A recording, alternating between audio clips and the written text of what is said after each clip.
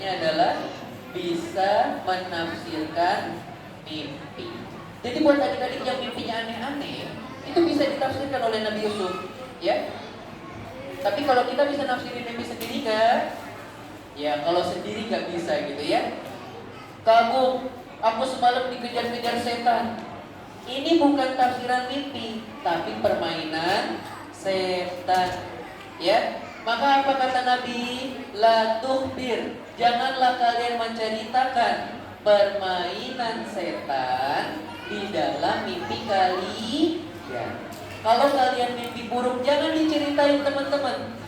Sebagaimana para sahabat, ada seorang sahabat cerita, aku ketika dalam mimpi, aku menendang-nendang kepalaku kegelinding, aku berusaha ngambil.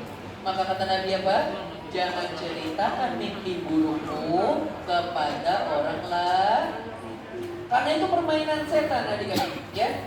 Ketika kalian cerita, maka setan jadi yes, dia percaya sama mimpi buatanmu, ya. Dia ngerasa seru sama film buatanku gitu ya. Kan mimpi udah kayak film gitu ya. Maka tidak boleh dipercaya. Baik, anak seli-seli. Apa pada keluar? Selanjutnya, ketika Nabi Yusuf menafsirkan mimpi keduanya, yang pertama, tiba-tiba kepalaku dipatuk-patuk oleh seekor daripada burung. warawiri doang kok. Maka apa yang terjadi adik-adik? Mana-mana tahu kan. Maka diceritakan, engkau akan dibunuh, engkau akan disalib di tengah-tengah padang pasir, dan kepalamu dimakan atau dipatuk oleh burung. Yang kedua, bagaimana dengan seseorang yang diberikan minuman anggur? Maka yang kedua ini diceritakan oleh Nabi Yusuf, engkau akan bebas dari penjara. Engkau tidak bersalah dan engkau akan segera dibebaskan. Ya, akhirnya keduanya dikeluarkan.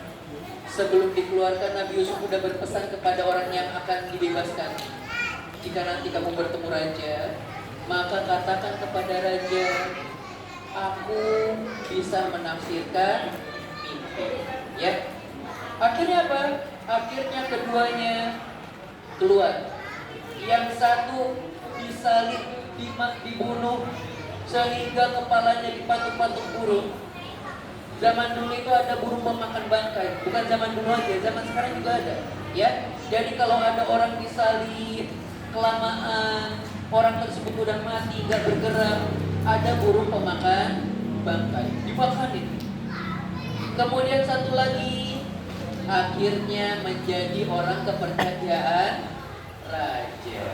Ya, kemudian apa adik-adik?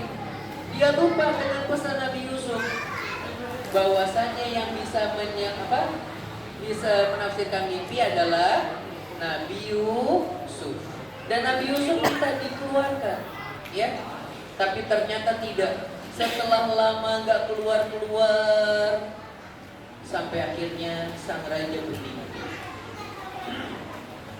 Sang raja bermimpi ada seekor lembu memakan lembu yang berisi, ya, memakan